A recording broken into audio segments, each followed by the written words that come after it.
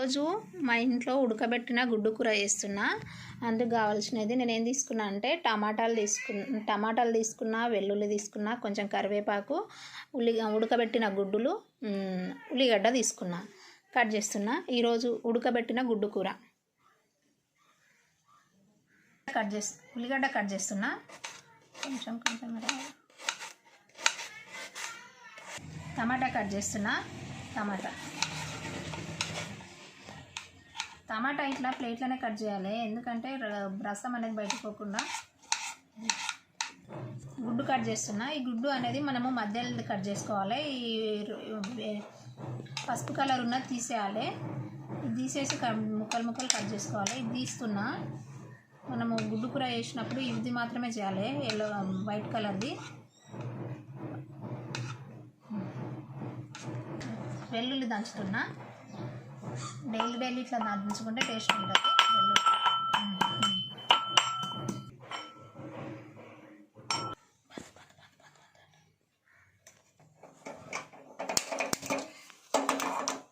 దీంట్లో నేను ఉడకబెట్టిన గుడ్లు ఉన్నాయి కదా, ఇవి ఉడకబెట్టినటువంటి గుడ్లు ఉన్నాయి. వీటిని వేయించుకుంటున్నాను నూనెలో కొంచెం సేపు టేస్ట్ కోసము.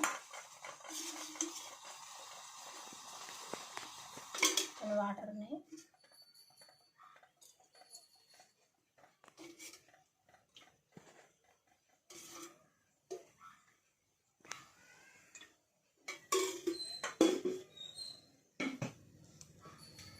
కొంచెం ఉప్పు వేస్తున్నా.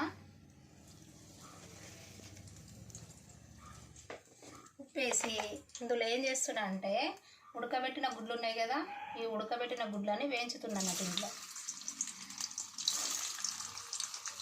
నూనెలో.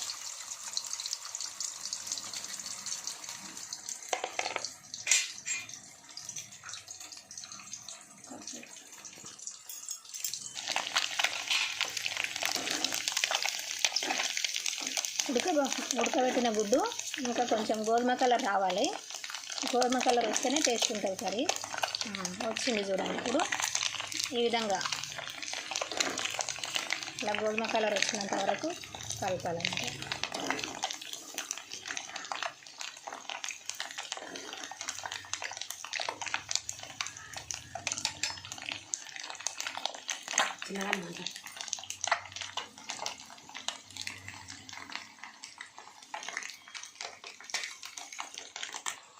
ఇది గోధుమ కలర్ వచ్చింది. ఇప్పుడు తీస్తున్న గుడ్డుని ఒక దాంట్లోకి తీసుకుంటున్నా.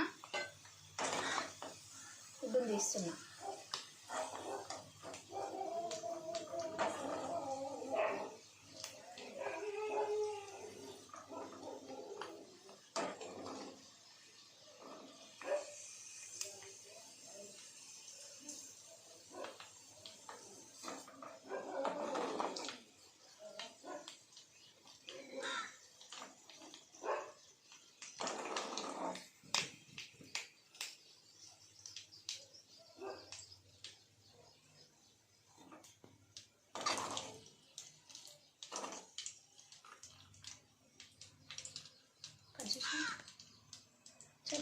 కొంచెం వేరే బౌల్ పెట్టుకొని, వేరే గిన్నె పెట్టుకొని, అందులో ఇందాక మనము ఇది ఉన్నాయి కదా, ఇందాక ఉడకబెట్టిన గుడ్డు ఉన్నది కదా, దాన్ని వేయించినాం కదా దీంట్లో నూనెలో, అదే నూనెని ఇందులో పోస్తున్నాను.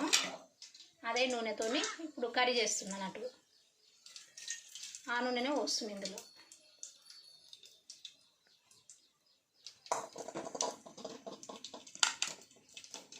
అందులో కొంచెం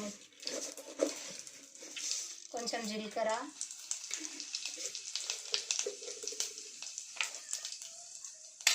ఉల్లిగడ్డ వేస్తున్నా.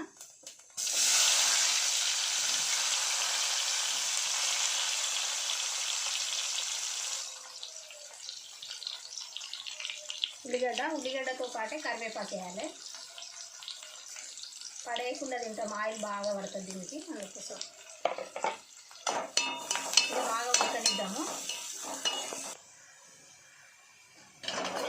ఉల్లిగడ్డ ఈ విధంగా నూనెలో బాగా వేగిన తర్వాత చూడండి, ఈ విధంగా ఉల్లిగడ్డ ఉడికింది. ఈ విధంగా ఉల్లిగడ్డ అనేది బాగా ఉడికింది.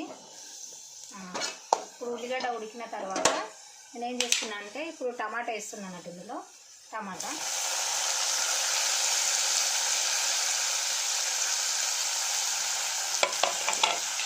ఒకసారి కలుపుదాం టమాటా.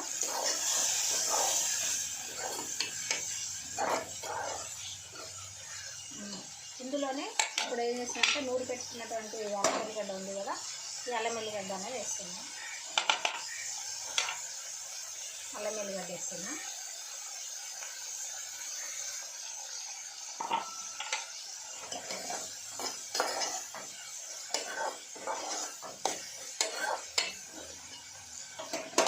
ఇందులోనే ఒక స్పూను పసుపు వేస్తున్నా.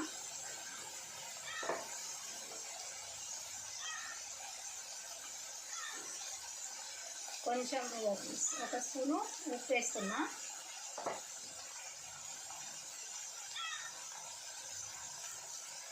ఒక స్పూన్ సగం అంటే చెంచన్నర కారం పొడి వేస్తున్నా.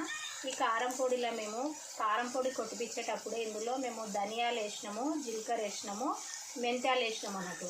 అందుకే నేను ఇప్పుడు ఏ కూరగాయ చేసినా ఇందులో మెంతాలు కానీ ధనియాలు కానీ పౌడర్ అనేది వేయను అన్నట్టు. మేము కారం పొడి కొట్టించినప్పుడే ఇందులో వేస్తాం. ధనియాలు, మెంతాలు, జీలకర్ర వేసి మిరపకాయలని కొట్టిస్తాం అన్నట్టు. ఇప్పుడు ఇది బాగా ఉడకాలి. టమాటా ఉడికింది కదా. ఇప్పుడు ఇందులో ఉడకబెట్టిన వేయించిన కదా, ఉడకబెట్టి గుడ్డుని వేయించిన కదా నూనెలో దీన్ని వేయాలి. కానీ మా ఇంట్లో మా అమ్మకు కొంచెం రసం అవసరం అన్నట్టు, అంటే కొంచెం గ్రేవీ ఉంటే ఇష్టపడుతుంది. అందుకోసం నేను చిన్న గ్లాసుడు వాటర్ పోస్తున్నాను.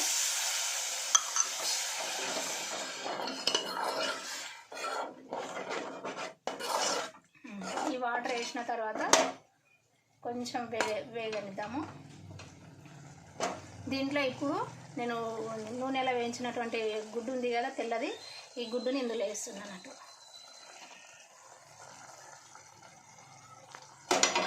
సరే, ఒక్క నిమిషం ఉడకనిద్దాము. ఒక్క నిమిషం కొంచెం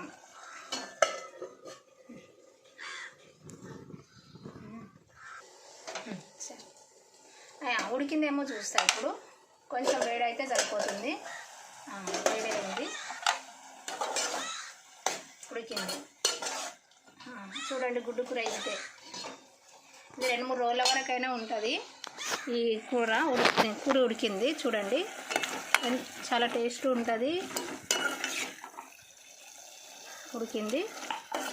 గుడ్డు కూర ఇంతే అండి. మీకు కనుక నచ్చినట్లయితే లైక్ చేయండి, షేర్ చేయండి. మీరు కనుక ఈ విధంగా కర్రీ చేసి టేస్ట్ ఎలా ఉందో నాకు కామెంట్ రూపంలో చెప్పండి. ఓకేనా ఫ్రెండ్స్? చూద్దాము. కర్రీ టేస్ట్ చూస్తున్నా.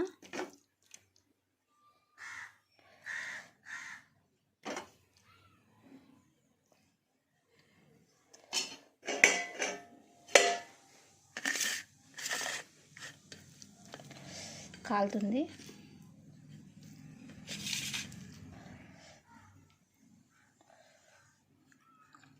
మస్తు టేస్ట్ అయింది, సూపర్ టేస్ట్ అయింది.